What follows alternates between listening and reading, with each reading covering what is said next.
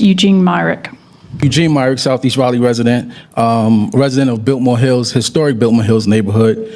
I want to acknowledge some of my neighbors who came to be here this evening. You have Ms. Peacock, you have Miss Love, you have Miss Troublefield, you have the Hockadays, Fern and her husband Rufus. I'm acknowledging them because these are some of the original homeowners in Biltmore Hills.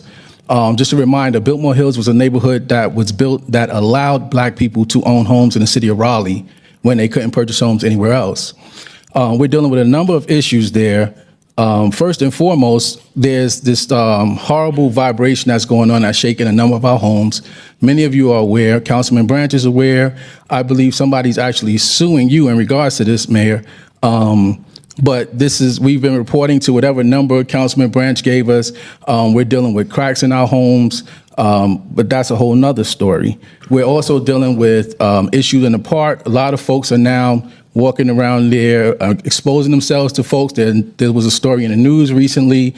That gentleman don't want cameras. Y'all more than welcome to put those cameras in Biltmore Hills Park because we've been asked for that as well as traffic calming for years.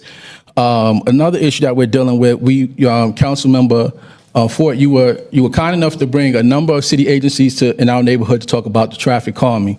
All we were asking for was a sign to stop the trucks from coming in on Garner Road, as well as some speed bumps.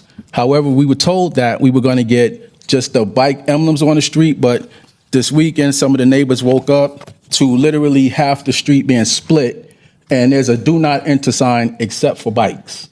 That's not what we asked for. We didn't even ask for the bike lanes.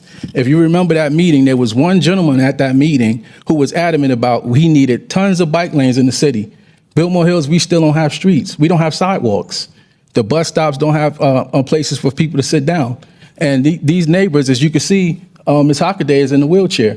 So folks need access to get to their homes. We can't even get to our homes, but now we have a two-way bike lane, not even the painting in the street. No, it says no, do not enter except for bikes.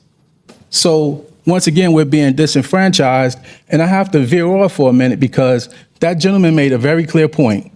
Those folks from Heritage Park was kicked out of that neighborhood, believing that they were going to come back. Those black people are never coming back to that neighborhood.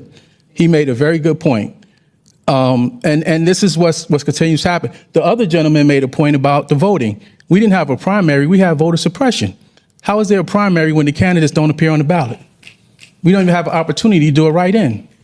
But this has to be corrected immediately because we didn't want the bike lanes and we sure don't want half the street to be taken up. Thank you.